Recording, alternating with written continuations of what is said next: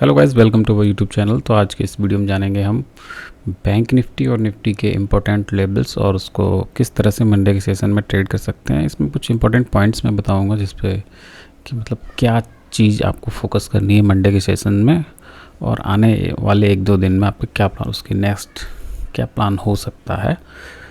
क्योंकि आप देखेंगे बैंक निफ्टी और निफ्टी एक इम्पॉर्टेंट स्टेज पे खड़े हुए हैं। तो फर्स्ट ऑफ ऑल मैंने बैंक निफ्टी का डे चार्ट ओपन करके रखा हुआ है। ये बैंक निफ्टी का डे चार्ट आपके सामने है। इसमें आप देखेंगे ये एक पैटर्न चैनल के थ्रू ऊपर जा रहा था बैंक निफ्टी अब तक।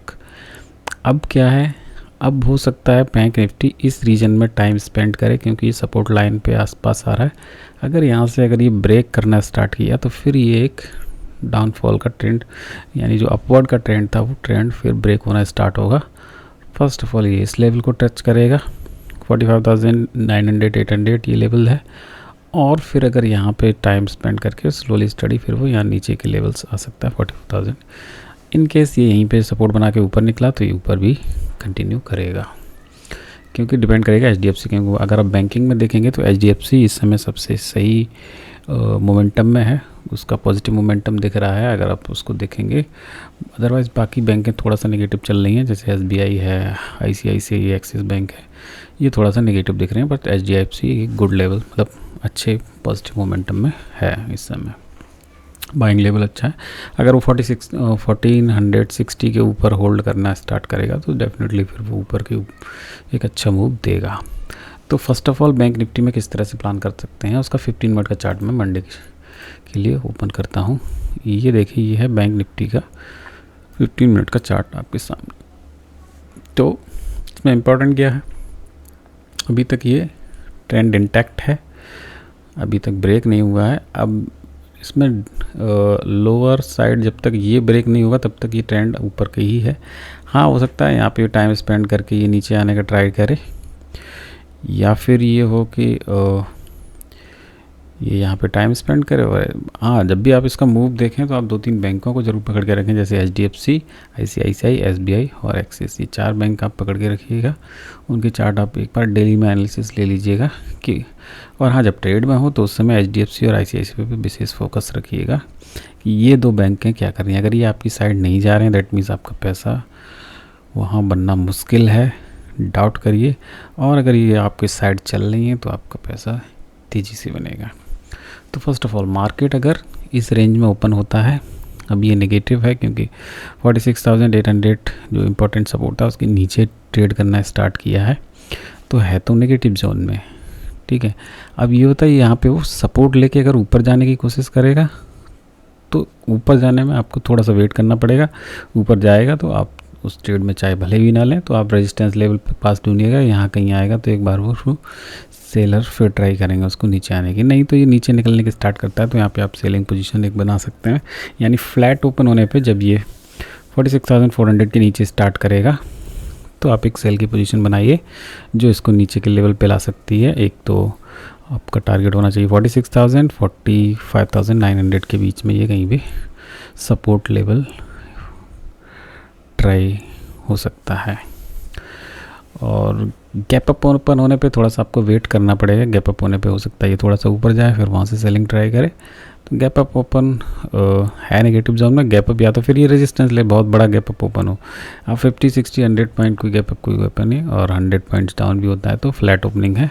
हाँ, अगर ये डायरेक्टली नीचे ही इस लेवल के ओपन होता है तो उसमें प्राइस एक्शन के थ्रू आप नीचे के लिए शॉर्टिंग पोजीशन बना सकते हैं। ये है बैंक निफ्टी का लेवल्स। अब हम चलते हैं निफ्टी के डे चार्ट पे।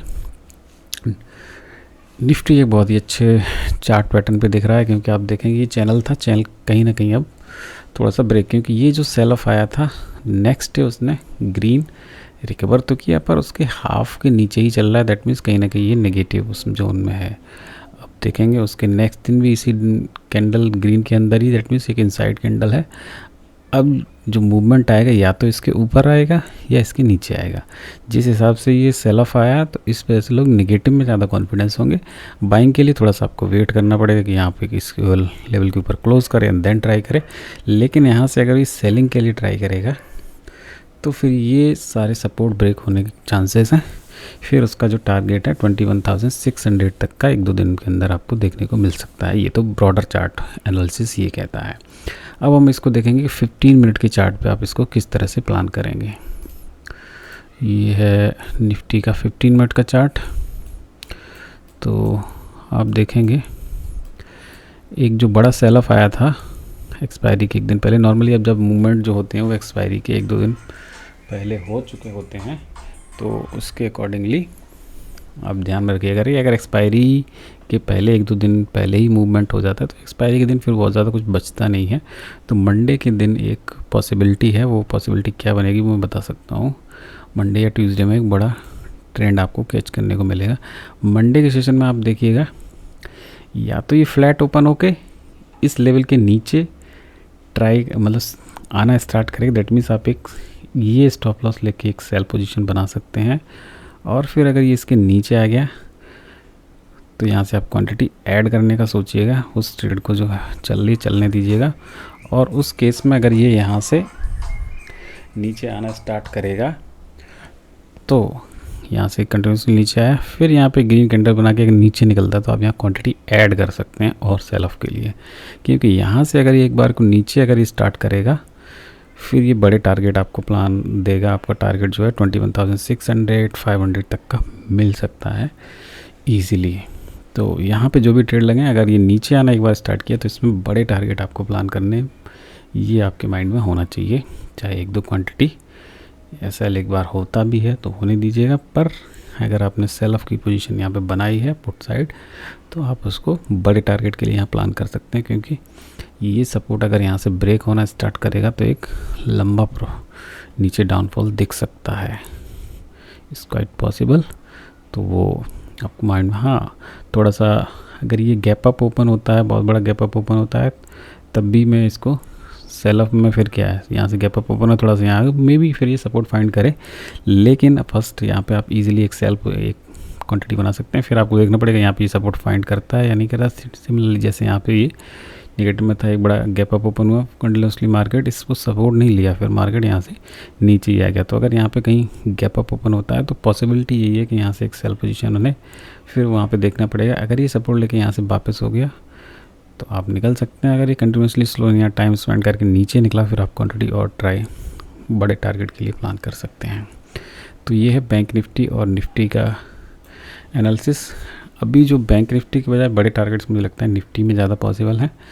तो और निफ्टी में आप 2-3 स्टॉक, रिलायंस हो गया, ICICI, HDFC, ये सब भी ध्यान रखने पड़े। हाँ HDFC भी, ये सब आपको ध्यान रखने को वेटेज के हिसाब से बैंकिंग सेक्टर अगर थोड़ा सा भी उसको सपोर्ट नहीं करेगा तो वो नीचे आएगा। और ऑयल, बाकी रिलायंस आप ट्रैक कर लीजिएगा थोड़ा बहुत। तो चांसेस हैं जिस हिसाब से सिनेरियो बनना है कि ये अगर जब भी ब्रेक होगा तो एक बड़ा टारगेट का प्लान आप कर सकते हैं। तो ये है बैंक निफ्टी और निफ्टी का एनालिसिस। तो इसी के अकॉर्डिंग मार्क कीजिए पॉइंट्स और ट्रेड करने का प्लान करिए इसी अकॉर्डिंगली। दोस्तों वीडियो पसंद आने पर लाइक और शेयर करना मत भूलिएगा। Thank you.